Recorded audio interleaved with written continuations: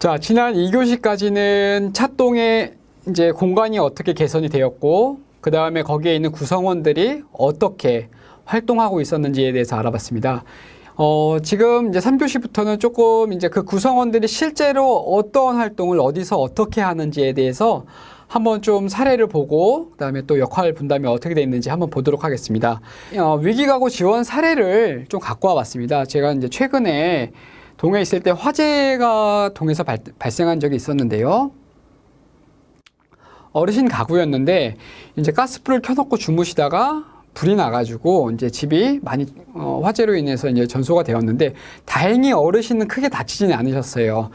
유독 가스를 이제 약간 흡입하시긴 하셨는데 뭐 이렇게 생명에 지장이 있거나 이러지는 않은 상태였어요. 일단은 좀 상황을 보면은 쓰시던 장롱이나 뭐 위에 있는 도배 장판이나 뭐 식기류 뭐 당연히 이런 부분들도 많이 불에 타셨더라고요. 뭐 그동안 먹어야 될 식료품이나 모아놓은 것들까지 다 이렇게 불이 타버렸던 것입니다. 일단은 이 위기 가구가 이분이 이제 수급자 저소득 가구였는데 당장에 사실 곳이 없잖아요. 그리고 이거 빨리 해결을 해드려야 이분이 이제 이게 보금자리가 되는 거니까 원래 살던. 그래서 일단 지역사회에 있는 분들과 이제 이 문제에 대해서 한번 논의를 해봤어요.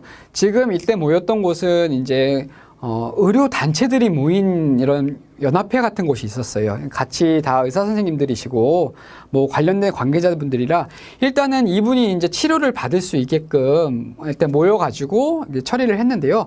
이제 당시에 이 이름이 이제 국제의료나눔재단이었어요. 여기서 이런 분들 전액 무료로 다 치료해주겠다. 뭐 호흡기나 뭐 관련된 기타 기관지 뭐 이제 화상 입은 것까지 이제 이렇게 해주셨고.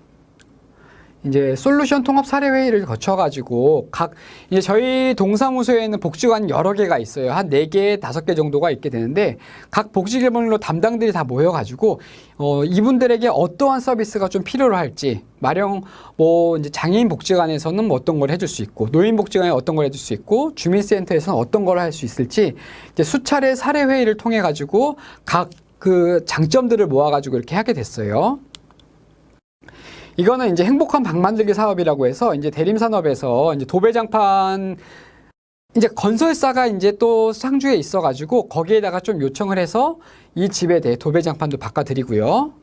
옆에는 이제 요양보호사 선생님이신데 이제 뭐 주변에 있는 이제 요양보호사 선생님들도 다 도와주시고 도배장판 이런 거 새로 하고 그 다음에 이제 그 재활용 센터 같은 데에서 이제 도움을 받아가지고 이런 과거에 쓰던 것들 해서 결국은 다시 이제 어르신 집이 옆에 보시다시피 이런 식으로 개선이 되었어요.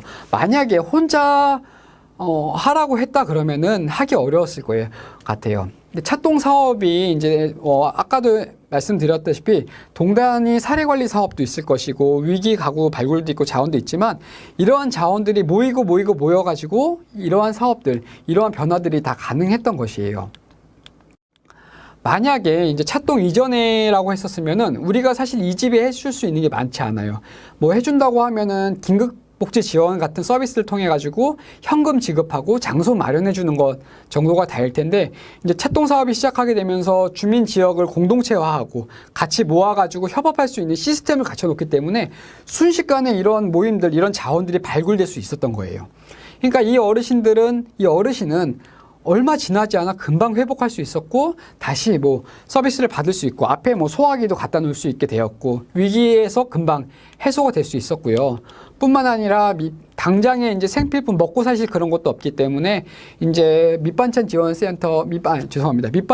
사업을 통해 가지고 이러한 어르신들이 먹는 것까지도 해결할 수 있었던 이러한 사례 관리 현장이었습니다. 또 이런 것도 있어요. 우리가 찾아가는 복지가 우리가 마을 어려운 이웃을 찾아가는 게 아니라 지역사회 종교단체에서도 많이 찾아가게 되세요. 왜냐면은 이거는 이제 저희가 삼성 이동에 있을 때 관 내에 있는 성당을 찾아간 적이 있었어요. 거기서 이제 강남구 전체에 있는 이런 성당의 대표분들이 오셔가지고 우리 이제 공공복지가 어떤 것이 있는지, 공공에서 해줄 수 있는 게 어떤 건지를 좀 나누는 시간을 가졌었거든요. 보게 되면은 주임 신부님도 오셨었고요. 각 단체 그 교회나 이런 성당 자체 내에서도 이렇게 봉사를 하는 분야들의 장들이 있어요. 그분들이 오셔서 이런 강의를 듣고, 아, 공공에서는 이런 거를 해줄 수 있구나. 아, 공공에서는 이런 것이 좀 필요로 하겠구나. 이런 것들을 해서 이것도 주민 조직화를 만들어서 이분들도 어쨌든 주민센터 안에서, 그러니까 주민센터와 같이 협업을 해서 이제 어려운 이웃을 발굴할 수 있는 것이죠. 제가 사실은 이런 강의를 이제 몇 번 나가면서 이제 많이 이런 우리 공공에서 할 수 있는 것을 좀 안내를 해드렸는데, 정말로 감사하고 좋았던 거는 이러한 강의를 들어서 우리가 해줄 수 있는 게 무엇인지를 말씀드리면은 이분들이 나중에는 그러면은 우리가 도와줄 수 있는 게 무엇인지를 물으시더라고요. 그래서 이제 만약 가령 우리가 뭐 공공지원에서는 뭐 수급자나 차상위 이런 것들을 해줄 수가 있는데, 만약에 거기에 해당하지 않는 복지 사각지대, 말 그대로 과거에 송파 세모녀 같은 사건 같은 이런 일이 있을 때는 이제 공공적으로 도와주기가 약간 애매한 부분들이 있으면 이분들이 먼저 나서 갖고 도와줄 수 있게끔 되었다는 거죠. 실제로 여기서 이런 강의를 통해서 하고 나서 매달 그러면은 어려운 이웃이 있어서 여기다가 이러한 이웃을 좀 도와주실 수 있을까요? 하면은 그럼 어떻게 도와드리면 될까요? 그러면 이 가구는 한 1년 동안 매달 10만 원 정도씩만 후원을 해줘도 좋을 것 같습니다. 이 가구는 6개월만 치료비가 지원됐으면 좋겠습니다. 아니면 이분은 암 수술을 하여가지고 비용이 많이 들었는데 그 수술 비용을 마련해 줬으면 좋겠습니다. 그렇게 되면은 이분들은 이제 공공복지에서 안 되는 부분이 어디인지 알기 때문에 훨씬 더 편하게 그럼 저희가 얼마든지 그건 도와줄 수 있겠죠. 할 수 있습니다. 라고 해서 지역사회 후원이 굉장히 많이 늘어날 수 있었어요. 이거는 이제 교회 옆에 이제 당시 주민센터 옆에 교회였는데, 이 교회에서도 이제 강연을 통하고서 이게 설명을 드리고 우리 주민센터랑 이제 협업을 하는데, 나중에 여기 보시면은 희망 나눔 우체통이라는 거를 설치를 했어요. 제가 이제 되게 감동받았던 게, 이 보통은 교회나 뭐 이런 뭐 성당, 절 이런 데를 보면은 이런 후원을 해주는 거를 자기 이제 다니시는 분들을 먼저 도와주기를 원하시는데, 여기는 독특하게 자기 교인이 아니라 일반인들이, 그러니까 주변에 있는 동네에 계신 분들이 여기 우체통에다가 편지나 자기 삶에 어려운 거를 넣으면은 도와주겠다라고 이렇게 만들어 놓은 거예요. 실제로 매달 꾸준히 편지들이 들어왔어요. 자기가 정말 뭐 쌀이 필요하다는 집도 있었고, 진짜 이제 한 청년은 자기 이제 대학교 학비가 진짜 좀 부족해가지고 이제 휴학을 하려고 한다는 사연을 넣은 적도 있었고, 한 분은 이제 이혼을 하게 되면서 집에서 쫓겨나와서 당장 살 곳이 없다, 이렇게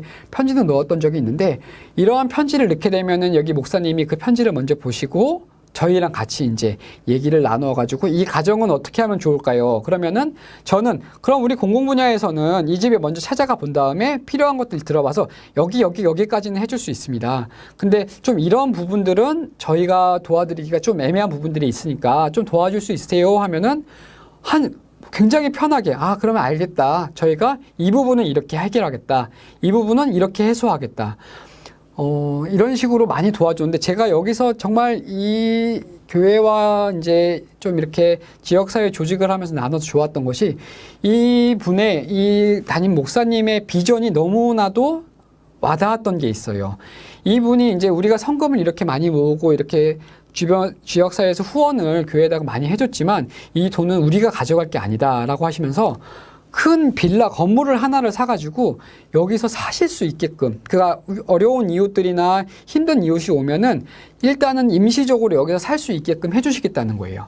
대학생 같은 경우에는 월세가 너무 부담스럽다 그러면은 뭐 6개월이든 1년이든 돈을 받지 않고 살 수 있는 공간을 마련해 주겠다. 이런 식으로 지역사회에서 조직화가 되고, 이렇게 주민센터와 찾아가는 동주민센터와 지역사회에 있는 각 단체들과 협업을 하면서 굉장히 그 지역사회에 있는 문제점을 그 지역사회가 해결하는 이러한 것들이 많이 발전이 되었어요.